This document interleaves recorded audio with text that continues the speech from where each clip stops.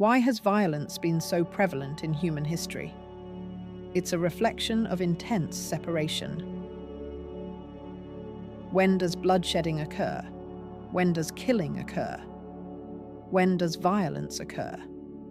When you completely forget who you are and that you are one. When you know you are one, you won't even kill an insect. You won't step on an insect if you truly believe you are one. You will treat everything as sacred and divine, and as an extension of you, a reflection of you. Though when you start to harm another, you have forgotten us. Then you can say, from a divine orchestration perspective, said phases in history where contrast had to be intensified, amplified, with a lot of violence so that people can come to see the light, come to remember who they are. Or is that with pain, loss, and grief, people are forced to stay in a state of reflection and observation and come back to the truth of who they are, of their light and the light of divine?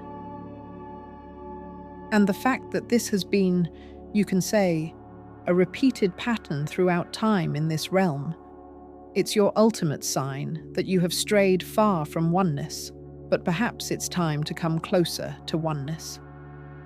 Isn't it time? Are you not tired? If you are in a space where there's violence, are you not tired? And if you're not in a space where there's violence or pain, but you are witnessing it through your screens, through stories, through your circle, are you not tired? You, as human beings, you all see yourselves as just a human being. There's nothing much I can do. I'm one person. But if a number of you, say 100 human beings, come together and make a promise to stay in divine love, to reflect divine love, to live in divine love, do you think that will not transmute a whole nation? And then the ripple effect of that spread into the earth? Why do you play small? You're waiting for the so-called divine that's up in the sky to help us, this divine that we are praying to. That's not doing anything. We keep praying and nothing much is happening. What are you doing in your lives that is reflective of the divine?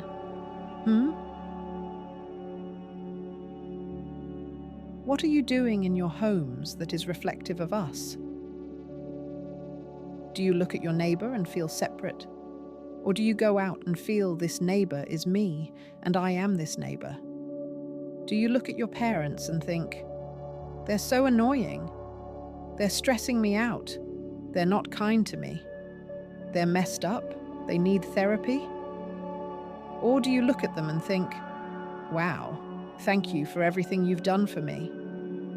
I may not understand everything you've been through, but I know you did your best and you tried to give me the best life that you could give me.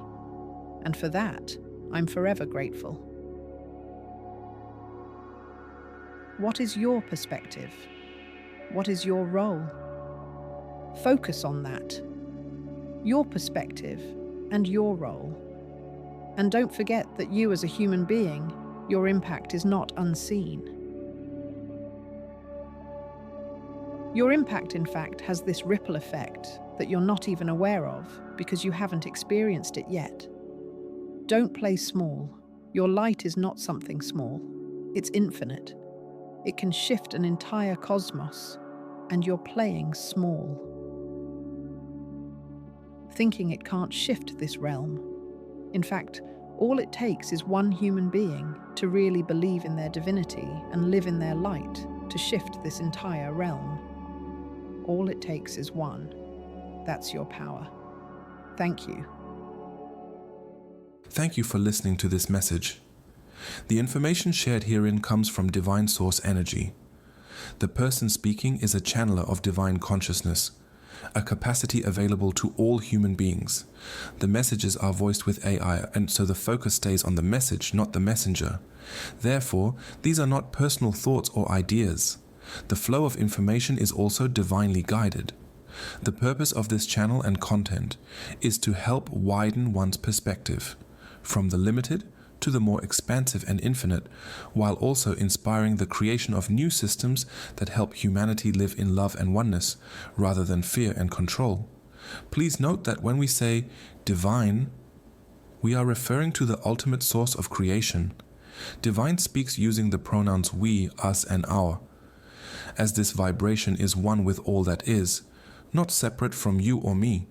If you made it to the end, let us know your thoughts in the comments below.